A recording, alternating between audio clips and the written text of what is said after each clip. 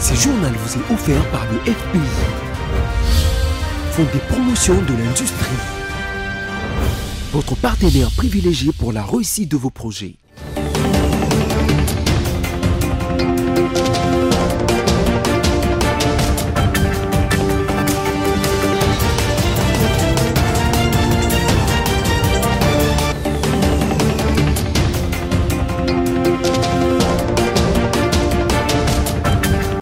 Bonsoir à tous, bienvenue à cette grande édition du journal sur votre chaîne BSC Télévision. Place au sommaire.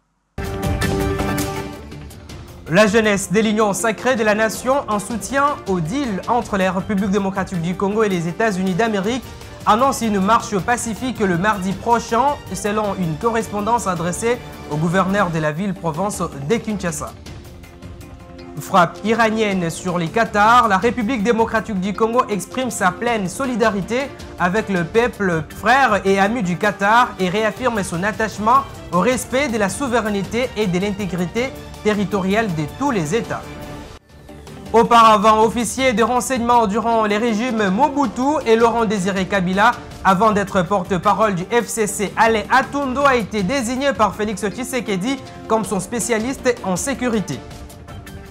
Débutons ce journal avec cette actualité. En Angola, le président de la République Félix Tshisekedi a pris part le lundi 23 juin 2025 à la cérémonie d'ouverture des travaux du 17e sommet des affaires USA-Afrique. C'était en présence de 6 chefs d'État africains, une dizaine de chefs des gouvernements, des hauts représentants, une centaine de chefs d'entreprise et une importante délégation américaine du département commerce extérieur, la presse présidentielle. Après Dallas dans la ville de Texas aux États-Unis d'Amérique en 2024, c'est le tour cette année de Luanda en Angola d'accueillir le 17e sommet des affaires États-Unis-Afrique. En présence des 6 chefs d'État africains, une dizaine de chefs de gouvernement, de hauts représentants, une centaine de chefs d'entreprise et une importante délégation américaine du département du commerce extérieur, le président de la République d'Angola et président d'exercice de l'Union africaine, João Lourenço, a ouvert ce lundi les travaux.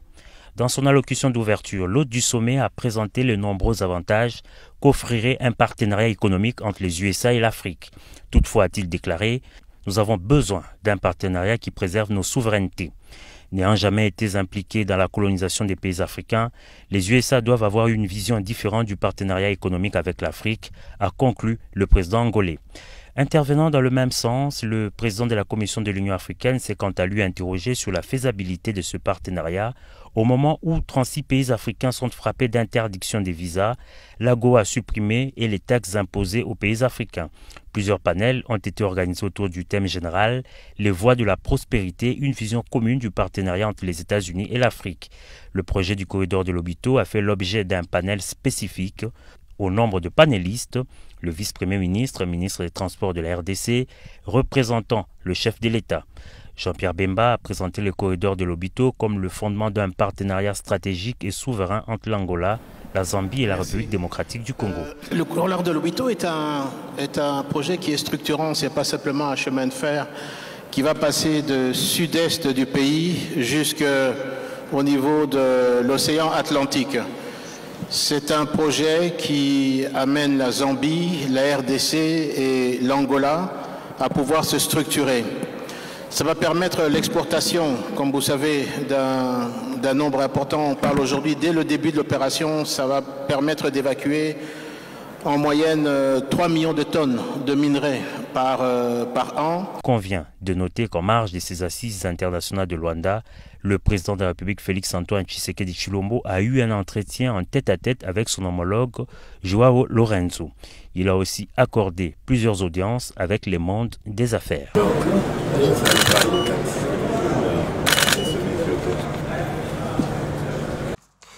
Et en justice, le gouvernement congolais, par l'entremise de Samuel Mbemba, ministre de la Justice ad intérim, a rejeté la proposition du Conseil national des suivis de l'accord et du processus électoral visant la libération de prisonniers politiques et l'arrêt des poursuites judiciaires contre des politiciens au motif d'une décrispation politique en vue d'un probable dialogue. Et s'exprimant lors d'un point de presse au palais de justice, Samuel Mbemba a souligné l'importance du respect de la loi des droits des victimes et des standards internationaux en matière de justice transitionnelle. On l'écoute. Nous avons ensemble suivi que le CNSA propose qu'il soit mis fin à des poursuites à l'endroit de certains politiciens. Le CNSA parle de la libération des prisonniers politiques. Le gouvernement, à travers le ministère de la Justice, voudrait faire observer deux choses. Premièrement, il y a ce qu'on appelle le standard international pour le pays en conflit ou le pays post-conflit lorsqu'on veut dialoguer et ramener la paix et l'entente. Ce standard s'appelle justice transitionnelle. Or, nous voulons faire noter que la justice transitionnelle repose sur 4 piliers. Le premier pilier, c'est la recherche de la vérité. Or, la vérité, on ne peut la trouver qu'à travers un procès, s'agissant des victimes. Deuxièmement, il y a la justice. La justice, entendue ici dans le sens des poursuites pénales. Troisièmement, il y a la réparation. Et quatrièmement, il y a des réformes à réaliser. Comment connaître la vérité? Comment poursuivre? Comment indemniser ou réparer si on met fin du jour au lendemain à des poursuites en cours? C'est pour dire que cette proposition ne rencontre pas le standard international en la matière. Et encore, nous voulons ajouter un deuxième point, c'est que dans ce qui se passe dans notre pays, il y a des victimes dont il faut tenir compte. Il y a des parents qui sont morts, qui sont laissés des orphelins.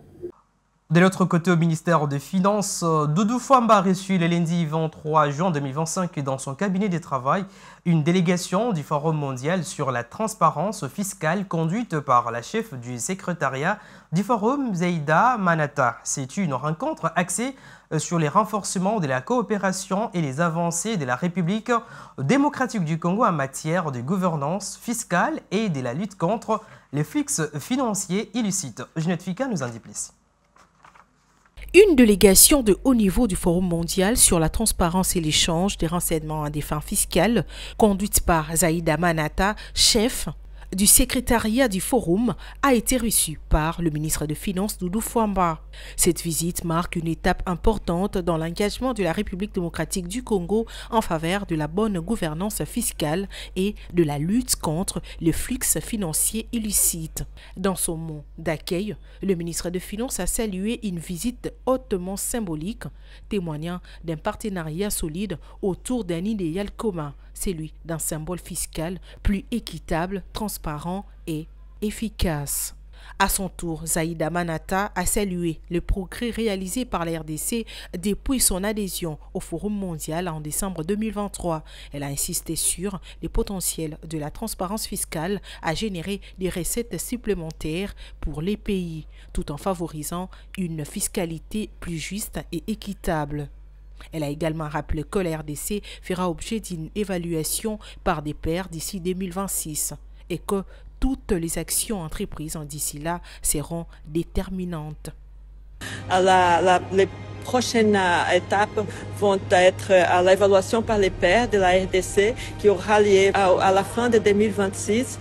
Et d'aujourd'hui jusqu'à là, on va travailler avec la RDC pour la préparer pour cette évaluation. Et j'espère que dans cette période-là, la RDC va bien profiter des outils de transparence fiscale pour mobiliser des recettes et pour lutter contre l'évasion fiscale et autres flux financiers illicites. Le ministre des Finances a annoncé la mise en place prochaine d'une unité opérationnelle d'échange international et des renseignements à des fins fiscales, dont les cadres de fonctionnement sera fixé par un arrêté ministériel. Je l'ai annoncé au sommaire de ce journal, Alain Atundo Lyongo fait son grand retour. Il vient d'être nommé expert en sécurité auprès du conseil spécial en charge de la sécurité du président de la République Félix-Antoine Tshisekedi Tshilombo. Mais qui est Alain Atundo? La réponse dans ce récit que je vous propose de suivre. Ancien diplomate et homme des renseignements, Atundo Alain est un vétéran du système sécuritaire congolais. Il a servi sous Mobutu, puis Laurent Désiré Kabila, dans des rôles stratégiques. Service secret et diplomate, ex-administrateur général du Service national d'intelligence et de protection, ancien ambassadeur à Kigali et Bruxelles, homme clé des cercles de sécurité depuis des décennies. Dans l'appareil d'État sous Kabila, Joseph Kabila lui confie plusieurs responsabilités. Président du conseil d'administration de la SNEL, membre du CA de la GECAMINE, porte-parole de la majorité présidentielle. Figure influente du Front commun pour les Congo, FCC, il fit notamment porte-parole de la majorité présidentielle. Il a joué un rôle actif dans la coalition présidentielle au sein de l'Alliance pour la majorité présidentielle. Basculement vers l'Union sacrée. En mars 2023, Alain Atundo quitte le FCC pour rejoindre l'Union sacrée de la nation, mouvement pro-Tshisekedi. 17 civils exécutés par la coalition RDF-AFC M23 les dimanches 22 juin 2025 aux environs des 18h30 au village de Mundindi en chefferie d'Engouéché dans les territoires du Walungu. Nous sommes là dans la province du Sud Kivu, annonce dans un communiqué les forces armées de la République démocratique du Congo qui ajoutent sur ces bilans plusieurs maisons incendiées et la population civile terrorisée obligée de se réfugier dans les positions militaires les plus proches. Suivez.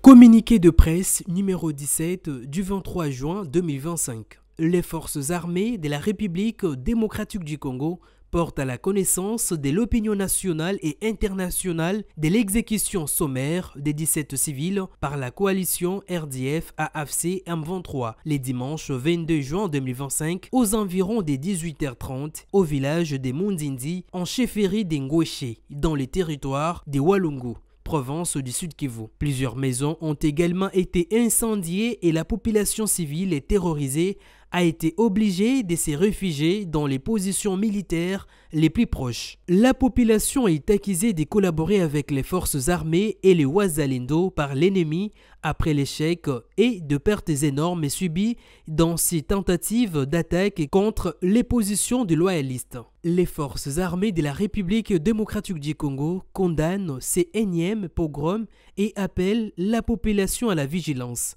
Fait à Kinshasa le 23 juin 2025, Ekenge Bomusu et Fomi Sylvain, général-major.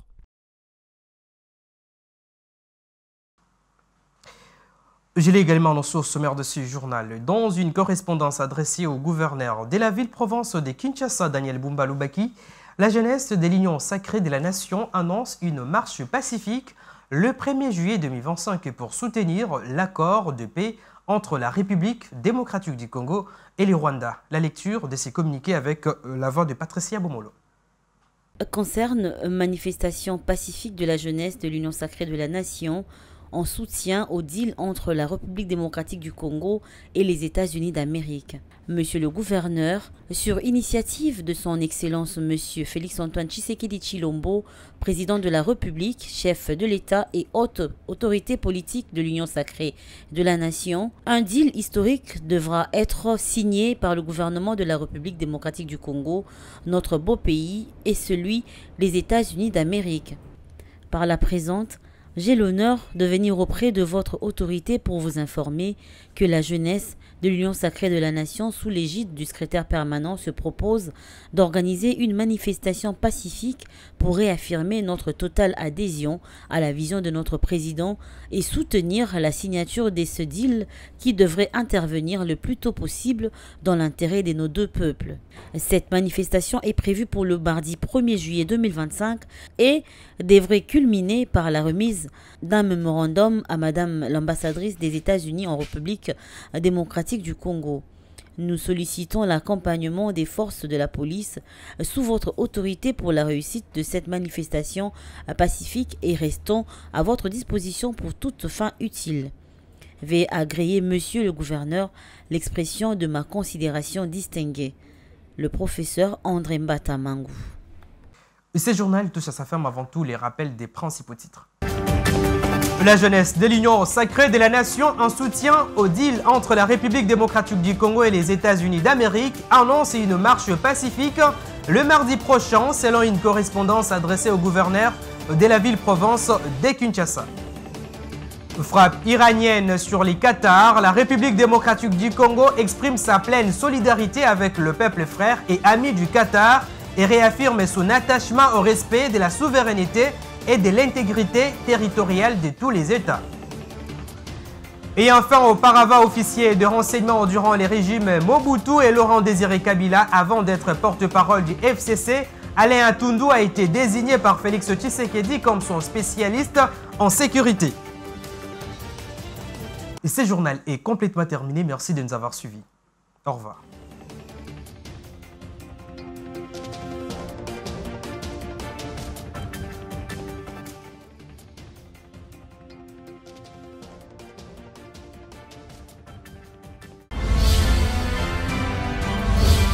Ce journal vous est offert par le FPI, Fonds des promotions de l'industrie, votre partenaire privilégié pour la réussite de vos projets.